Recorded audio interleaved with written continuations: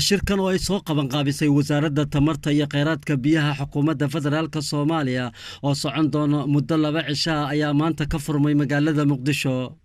muhiimadda loo qabanayo shirkan ayaa waxaa lagu sheegay inuu yahay mid lagu soo gabagabeynayo wada tashiga siyaasadda tamarta dalka. qaar ka mid ah wasiirada wasaaradaha tamarta maamul goboleedyada ayaa shirkan ka qayb galaya waxa ayna dhuuxi doonaan waxyaabihii ka soo baxay kulamadii kan ka horeeyay ee siyaasadda tamarta lagu eegayay. wasiir ku-xigeenka wasaaradda tamarta xukuumadda Soomaaliya Cismaan Libaax Ibraahim ayaa ugu horeyn shirkan ka hadlay waxa uuna u mahad celiyay xubnihii shirkan ka qayb galay. fadhigan waa kii labaad oo aan yeelanayno oo looga hadlayo la tashiga tamarta siyaasadda tamarta. runtii waad ogtihiin baydhabo ayaa aad iyo aad loogu soo falanqeeyay si fiicanna ma aragtay meel fiican waa la soo gaarsiiyay.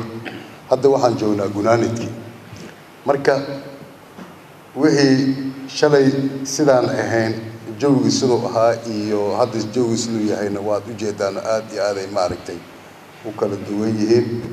shaqada ugu weyn tii aan baydhabo ku soo qabanay ahayd tan waxa waaye dhamaystirkii wixii inoo dhinaa oo fadhigii labaad ay ahayd. marka runtii aad iyo aad u mahadsantihiin.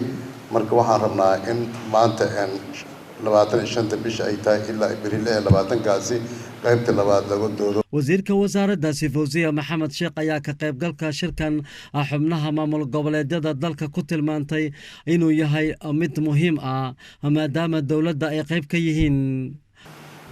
waa dhamaystirkii gunaanudkii shirkii siyaasadda tamarta oon ku falanqeynay ka wada hadalnay ra'yigiina iyo aaraadiina aad ku darsateen gunaanudkeeda waay.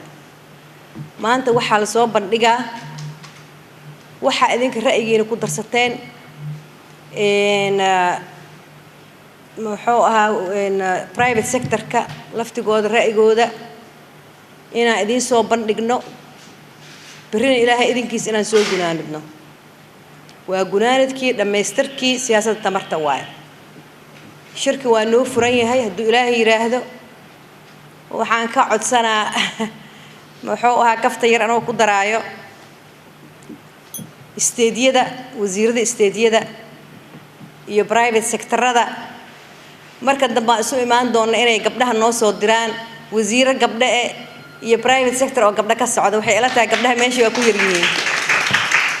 marka codsi aan idiin soo jeedinayo waa hadduu ilaahay yiraahdo in gabdhaha fursad la siiyo.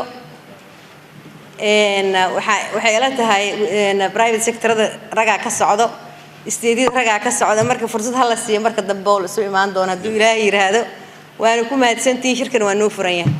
shirkan ayaa kii ka horeeyay waxaa hore loogu soo qabtay magaalada Baydhabo ee xarunta kumeel gaarka ee dowlad goboleedka Koonfur Galbeed. Maxamed Cali Weheliye, Universal TV, magaalada Muqdisho.